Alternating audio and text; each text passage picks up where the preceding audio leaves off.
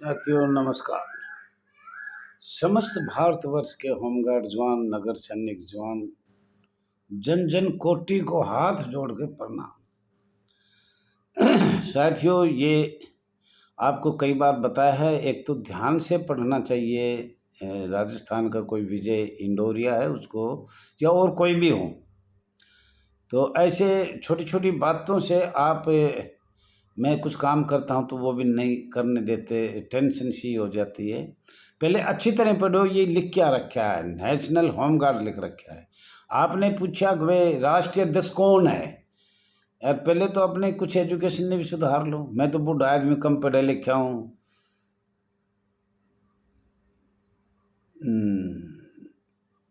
3 कम पहली पास हूँ, लेकिन आप तो पढ़े लिखे हो। पहले पूरी जो डले उसको पूरी देखना चाहिए।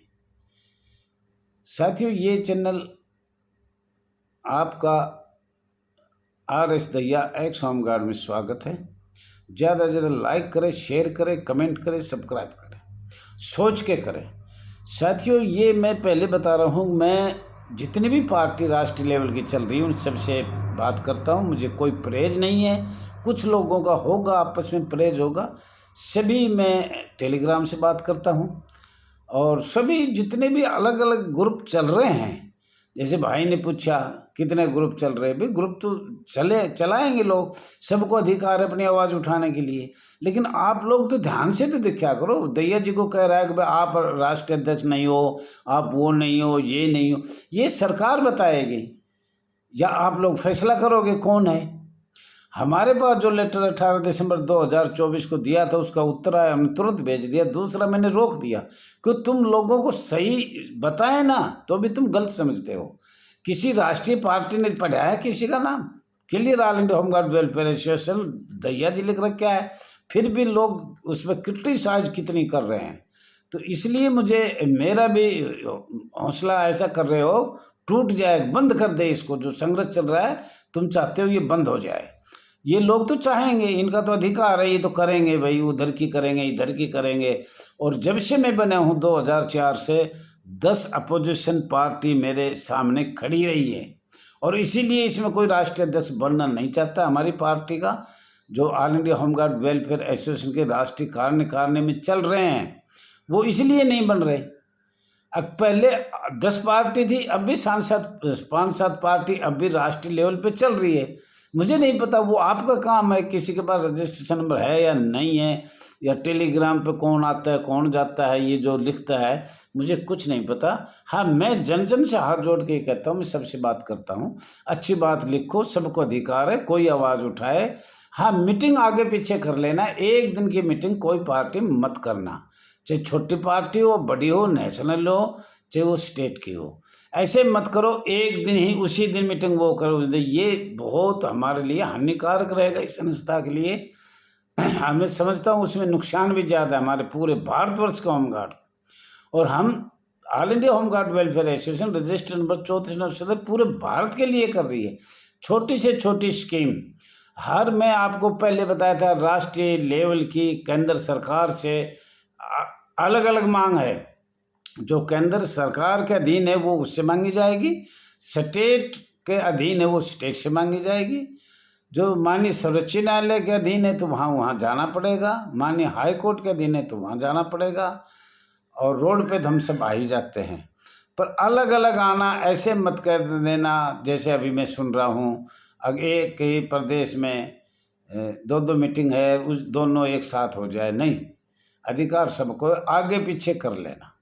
जैसे कभी भी हमारे बहन मैडम ने, जब हमने मीटिंग करी तो उसने नहीं करी, और वो मीटिंग करती है दिल्ली तो हम नहीं करते हैं, बड़ी अच्छी बात है। तो ऐसा सबका संपर्क आपस में होना चाहिए, करो, बहुत खुशी की बात है। तो साथियों, थोड़ा सा पढ़ा करो, और हमारे साथियों का मोरल डाउन हो जाता है।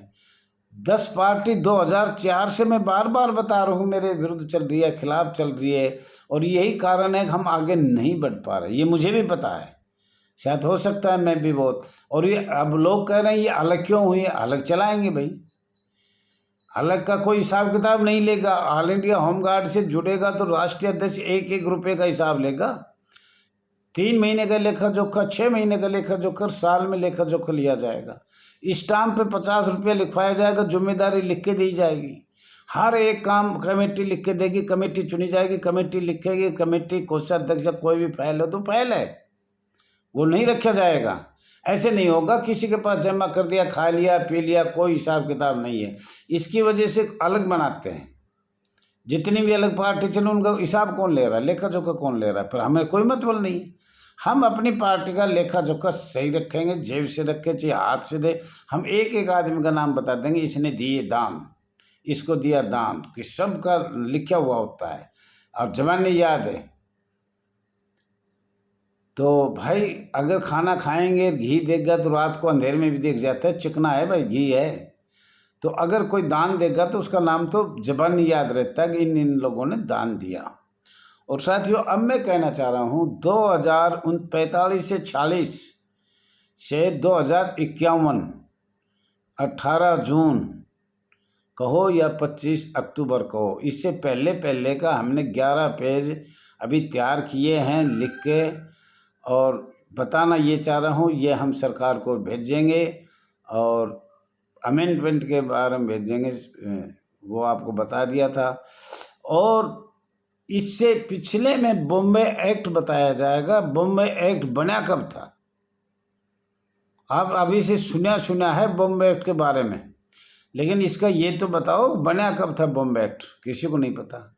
बॉम्बे एक्ट 1947 सुन रखा है, लेकिन ये बनाया कैसे भाई। एक संस्था तो चलो होमगार्ड की बता रहे हो 6 दिसंबर 1946 का, दूसरी नगर सेना है उसका जन्म हो रहा है, तो फिर ये 47 कैसे बना और किस सन में बना, तो उसके बारे में हम आपको बताना चाह रहे थे थोड़ा सा।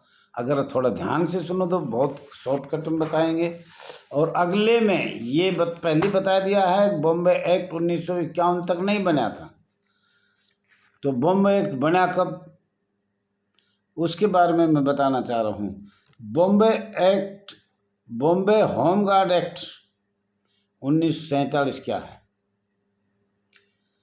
और आपको बताया था 1946 औद्योगिक क्रांतिकारी स्थायी आदेश 1946, और 1946 में होमगार्ड का जन्म हुआ था। ये भी थोड़ा ध्यान सुन लो। 47 में हुआ है नगर मध्य प्रांत एवं बरार नगर सैनिक में। दोनों को एक कैसे बनाए, और आप इसका 1959 में दिल्ली होमगार्ड का नियम देखो, 3 संस्था इकट्ठी करके बॉम्बे एक्ट बनाया गया है। तो वो 3 संस्था कौन सी है आप बता सकते हो। बॉम्बे एक्ट जो बना वो 3 संस्था इकट्ठी करके बनाई, उसमें लिख रखा है रोमन में, अच्छी तरह देखो, 1-1-1, मतलब 3 संस्था इकट्ठी करके बॉम्बे एक्ट बना है। तो 3 संस्था कौन कौन सी है, कृपया आप बताएंगे या मुझे बताना पड़ेगा। देखो मैं भी अंदाजे से बताऊंगा। एक संस्था तो होमगार्ड होगी, एक संस्था नगर ये होगी, क्या नाम है,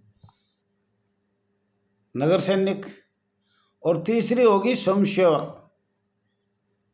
तीनों संस्था को मिलाकर उसमें लिखा हुआ है, दिल्ली का नोटिफिकेशन निकाल लो, कोई भी चीज़ निकाल लो, मध्य प्रदेश का निकाल लो। जब ये बन गया फिर इन्हें पीछे ताही लागू किया है 1947 में, 46 में नहीं दिया कहीं। 46 में होमगार्ड वॉलंटियर थे, तो वो संस्था है ये प्रमाण आपको अगर चाहिए तो मैं डाल भी सकता हूँ। तो सबसे पहले हमारा काम ये था बॉम्बे एक्ट है क्या और कब बना, किस सन में बना और कितनी संस्था इकट्ठी करी। तो भारत सरकार को जब पता लगेगा कि भाई इनको तो जड़ का पता है, जहाँ से जड़ चली। और पहले मैंने बोला था मकान की नींव पक्की होनी चाहिए, और इसके मकान की नींव तो कच्ची है। 6 दिसंबर 1946 में होमगार्ड का जन्म ही नहीं हुआ, मैं लिख देता हूँ सरकार को। और आपको भी। होमगार्ड का जन्म नहीं हुआ, स्वयंसेवक का जन्म हुआ है। 6 दिसंबर 1940 में नागरिक सुरक्षा का दिवस मनाया गया था। और ये मैं अभी और रोक दूंगा, जब ये ज़्यादा राष्ट्रीय लेवल के आदमी आगे आगे बढ़ रहे हैं, कुछ बोल रहे हैं, कोई कुछ बोल रहा है, या तो ये बताए जनता को। 10 लाख परिवार आपके भरोसे बैठे हैं, पैसे दे रहे हैं, अपने बच्चों का खून दे रहे हैं। जो एक एक रुपया इतना महंगा है, बच्चों का काम नहीं चल रहा और आपको नोट पे नोट दे रहे हैं, तो आपका भी काम है, अगर कोई 1 रुपया देता है तो कम से कम 80 पैसे का तो काम करे और जनता को बताए हमने किया क्या है। और हम बताएंगे बहुत शीघ्र। 1 लेटर आएगा, दूसरा लेटर इसमें आएगा, तीसरा हम डालेंगे बॉम्ब एक्ट है क्या और कब बना। और मुझे पता है कि इंतज़ार कर रहे हैं कि दैया जी एक बार ये खोल दे तो मैं खोल लूँगा अपने टाइम से। तुम्हें खूब टाइम दे रहा हूँ, तुम बताओ, कोई तो बताओ, किसी तरीके से बताओ बॉम्ब एक्ट 1947 कब बना, क्या है क्या नहीं है। और मैं बता भी दिया, फिर भी आपको कोई आदमी बताएगा नहीं तुमको। जब पैसे लेने होंगे जब, तो भाई धरना प्रदर्शन, चलो भाई चलो, जब पैसे आ जाएंगे जब फिर बंद। कोई आदमी बॉम्ब एक्ट 1947 की बात अधिकार भी नहीं कर रहे हैं, है क्या। और हमने आपको बिल्कुल 1 रुपया नहीं दिया, जब भी आपने हमें 2 रुपये का काम दिया है बताने के लिए। ठीक से मैं कुछ घोल मोल आगे पीछे बता देता हूँ, क्योंकि मेरे बराबर में भी अब भी 5-7 राष्ट्रीय लेवल की यूनियन खड़ी है। तो आप लोग देखो भाई कार्य कौन कर रहा है, कैसा कर रहा है, पूरा भारत देख रहा है। All India home guard welfare association registered number 34/987 अपना विचार बिल्कुल स्पष्ट रखती है, सबसे बात करेगा, सबको करेगा। और मुझे ये भी पता है जिस दिन मैं सारे पत्ते खोल दूंगा उस दिन सारे यही लोग उठाएंगे, जो मैं बोल दिया है वह सन उठाएंगे, आगे मैं जो बोल लूँगा वो उठाएंगे। और मुझे लग रहा है इनके पास कोई ऐसा सन है भी नहीं। बाहर से आवाज़ आ रही है। अगर हमें आज तक कोई खोल के ये नहीं बता रहा, कुछ कोई खोलता ही नहीं है। और नए अधिकारियों के बारे में खोल रहे हैं ना। अभी एक राजस्थान से भी फोन आया था, बोले भाई मेरी बहाली ना हो रही, मेरे को नीचे लास्ट लाइन में पढ़ ले क्या दे रखा है। अब उसको यही नहीं पता, बोले मैं अनपढ़ हूँ, मैं कौन सा पढ़ा लिखा हूँ, मेरी 75 साल है, मैं तो पढ़ा लिखा हूँ ही नहीं। बोलना ना आप पढ़े लिखे हो। ये आज के लोग भर्ती जो 10+2 में भर्ती है, 10+2 पास है, मैट्रिक पास है, और हम तो बहुत पुराने हैं, उम्र भी ख़त्म है, लेकिन कहेगा नहीं दैया जी आप बताओ। अरे लेटर को 2 बार पढ़ो, कोई भी डाले। मेरे देखो ऐसा व्हाट्सएप है में गलत भी सही भी हर तरह की बकवास आएगी, लेकिन उसको ध्यान से पढ़ो। और ध्यान से ये देखो तुम्हारे कौन व्हाट्सएप पे बता रहा है बे होमगार्ड क्या है, नगर सैनिक क्या है, आप स्वयंसेवक क्यों हो, आपको बार बार निकाला क्यों जा रहा है। आपको ये भी कह दिया जाता है कल से मत आना, परसों मत आना। मेरे को भी कहा था कच्चे कच्चे में जाओ, हमारे ड्रेस निकाल दो। तो इस तरह की बात अधिकारी करते हैं। और अधिकारियों की इतनी सख्ताई किसने दी, ये भी देखो। भारतीय संविदा अधिनियम भी देखो, 3 साल 5 साल 1 साल और निकाल दे तो वापस ना ले तो वो ही अधिकारी है। तो साथियों बहुत टाइम होगा, क्षमा चाहता हूँ। दूसरी जगह हम आपको ज़रूर बताएंगे, दूसरी बार दूसरी वीडियो डालेंगे। तो नहीं, मैं कुछ काम भी कर रहा हूँ, क्योंकि शीघ्र दिल्ली जाने के लेटर देने की ऐसी इच्छा है। साथियों कोई गलती हो तो क्षमा चाहता हूँ आपसे। और आप ध्यान से पढ़ा करो, देखा करो कौन आपके लिए हक में लड़ाई लड़ रहा है, और पैसे नहीं दे रहे वो लड़ रहा है, या पैसे दे रहे हैं वो तो शायद क्या कर रहा है वो आपको पता है। Thank you.